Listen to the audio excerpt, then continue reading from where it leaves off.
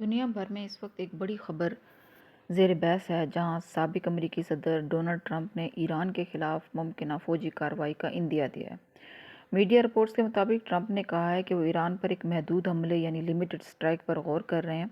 Reports کے مطابق یہ بیان اس وقت سامنے آیا ہے جب امریکہ اور ایران کے درمیان کشیدگی ٹینشن اپنے عروج پر ہے، اپنی پیک پر ہے۔ خاص طور پر ایران کے جوہری پروگرام کو لے کر مذاکرات انتہائی سینسٹیو مرحلے میں داخل ہو چکے ہیں۔ ٹرمپ نے صحافیوں سے گفتگو کرتے ہوئے کہا کہ اگر ایران نے جلد کوئی معاہدہ نہ کیا تو حالات خراب ہو سکتے ہیں۔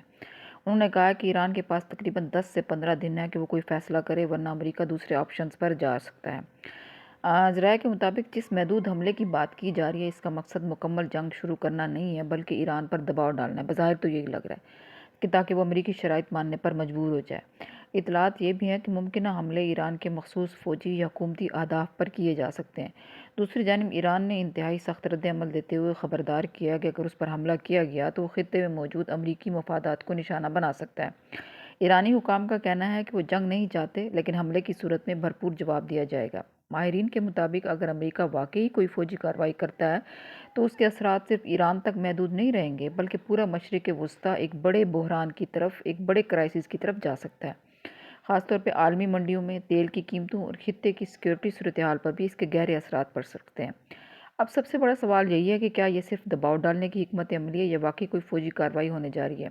اس کا جواب آنے والے دنوں میں سامنے آ سکتا ہے۔ پھر یہ بھی دیکھ رہے ہیں کہ امریکہ کی بڑی بحری نقل و حرکت کشیدگی میں اضافہ کر رہی ہے ریجن میں۔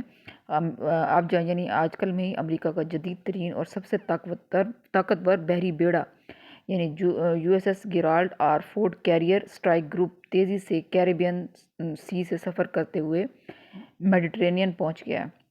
اس پیش رفت کو عالمی دفاعی حلقوں میں غیر معمولی اہمیت دی جا رہی ہے کیونکہ اس سے پہلے ہی U S S Abraham Lincoln carrier strike group مشرق وسطیٰ میں ایران کے قریب آلریڈی موجود ہے۔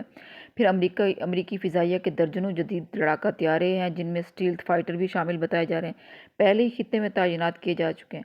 دفاعی تجزیہ کاروں کا کہنا ہے کہ 2003 میں عراق وار سے پہلے کے بعد یہ پہلا موقع ہے کہ امریکہ اتنی بڑی عسکری طاقت ایک ہی وقت میں ایران کے گرد جمع کر رہا ہے۔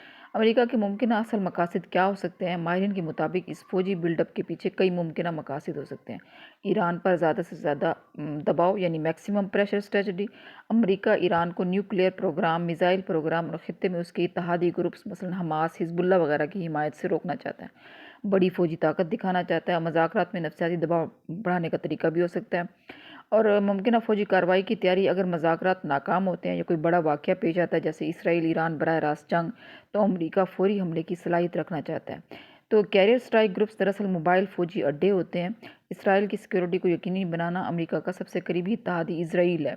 خطے میں طاقت کا مظاہرہ اسرائیل کو یقین دہانی بھی ہے کہ امریکہ اس کے ساتھ ہمیشہ سے کھڑا ہے اور ہمیشہ کھڑا رہے گا۔